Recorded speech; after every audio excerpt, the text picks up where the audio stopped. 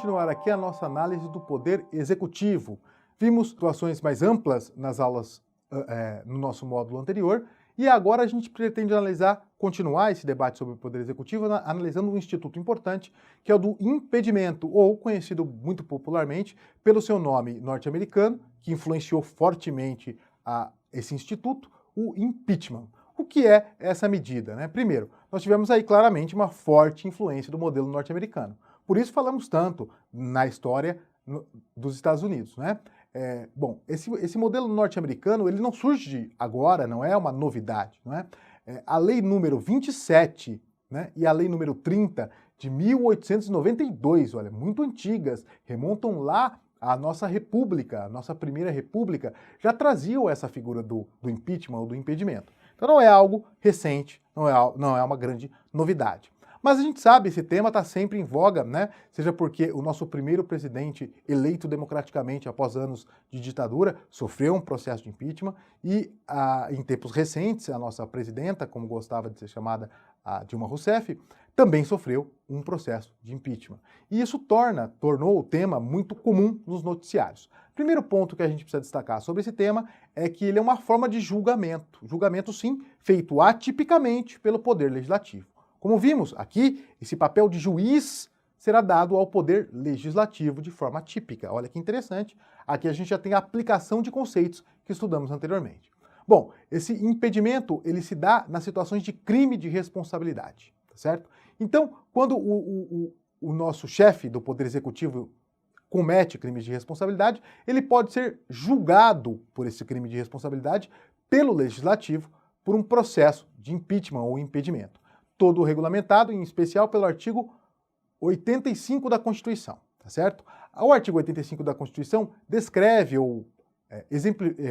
descreve as possibilidades de crime de responsabilidade. Quais são eles, né? São aqueles atos que atentam contra a existência da União, o livre exercício dos poderes legislativo, judiciário, Ministério Público e poderes constitucionais das unidades da Federação, o livre exercício dos direitos políticos, individuais e sociais, aqueles atos que atentam contra a segurança interna do país, aqueles atos que são contrários à probidade, à atuação ética e moral na administração, e aqui o destaque que envolve a presidente Dilma, aqueles atos que atentam contra a lei orçamentária, e também, por fim, os atos que atentam contra o cumprimento das leis e das decisões judiciais. O artigo 95, então, estabelece genericamente a possibilidade de crimes de responsabilidade, né?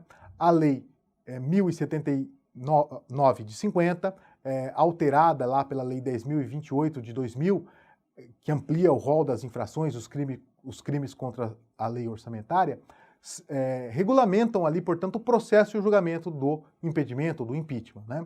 A gente sabe que em âmbito federal, isso é feito num primeiro momento delibatório, num primeiro momento, pela Câmara dos Deputados, que analisa a possibilidade ou não do prosseguimento desse processo. E o julgamento é feito em âmbito federal pelo Senado, tá certo?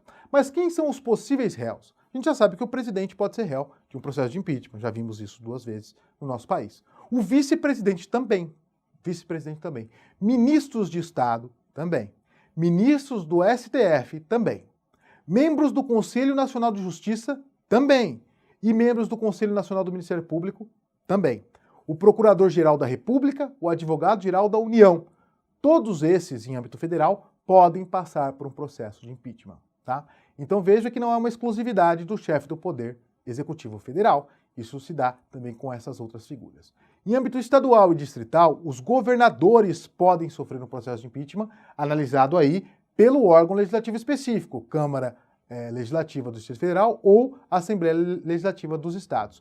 E também os prefeitos e vice-prefeitos em âmbitos municipais podem sofrer também esse processo naquele âmbito municipal, analisado pela Câmara de Vereadores. Olha que interessante, né?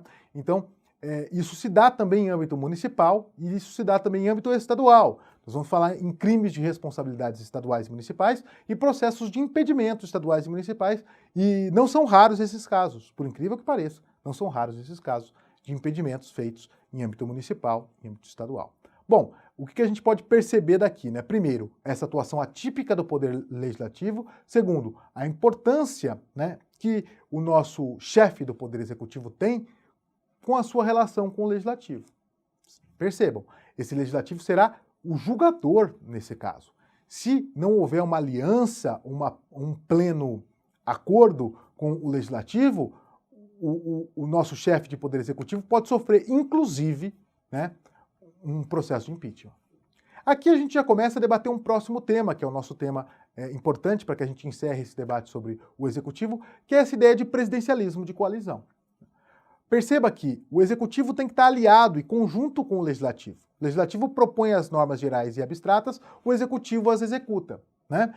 Mas perceba, o executivo também propõe essas normas como uma atividade atípica e o legislativo julga o executivo no caso de crime de responsabilidade. Então a relação entre esses dois poderes é muito estreita e ela tem que ser feita com uma determinada aliança, que é designada aqui na forma como isso ocorre na prática política brasileira, com o presidencialismo de coalizão. Há uma relação entre executivo e legislativo na formação de ministérios e no exercício da função executiva.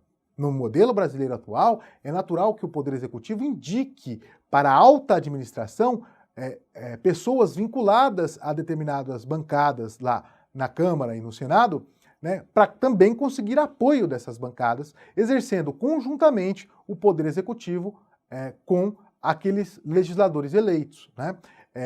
Então perceba o quanto isso é importante. O Poder Executivo vai precisar do apoio do Legislativo para aprovar as leis que o interessam e também evitar processos como o processo de impeachment.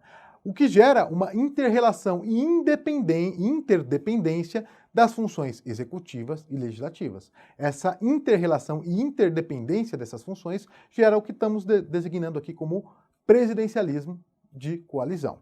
Destacando que o legislativo, além de julgar por crime de responsabilidade o executivo, também o fiscaliza nas suas contas, também o fiscaliza no seu exercício orçamentário, pelo Tribunal de Contas, como vimos na aula anterior.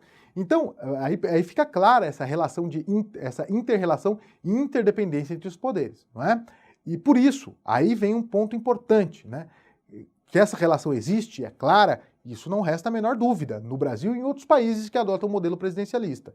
Não é algo que espanta a ninguém. A questão que se debate profundamente no Brasil atual é qual o tipo de indicação que o Legislativo faz à alta esfera do Executivo na composição dos seus ministérios. Essa execução, essas indicações feitas devem ser, sobretudo, técnicas e não meramente políticas, despidas, portanto, de capacidades técnicas. Isso é o que causa o maior receio, o maior temor. Muitas dessas indicações são feitas de forma temerária, indicando-se pessoas que sequer têm condições ou capacidade de exercer os cargos a que foram indicados. Tem apenas força política, o que é, assim, importante em relação dessa inter-relação e interdependência entre os poderes. Mas isso não pode afastar ou impedir uma boa indicação técnica. Muito pelo contrário, a indicação técnica deve ser, sobretudo, aquela que se destaca, né? É condição essencial para o exercício de qualquer cargo ou função pública, né? Então, portanto, a busca de base parlamentar desenfreada, que gera indicações meramente políticas sem nenhuma capacidade técnica, deve ser afastada, né? Mas, contudo, uma boa relação do Executivo com o Parlamento é essencial para manter a estabilidade e o bom funcionamento da inter-relação e da interdependência entre os poderes, que deve ser exercido de forma autônoma, né? Sempre autônoma, e também de forma independente. Bom, com isso acho que a gente encerra o nosso debate sobre o Poder Executivo de uma forma crítica. Mas não deixe de deixar suas dúvidas, sugestões ou as suas discordâncias com o que falamos aqui. Participe pelo nosso e-mail e vamos debater melhor esse tema. Muito obrigado.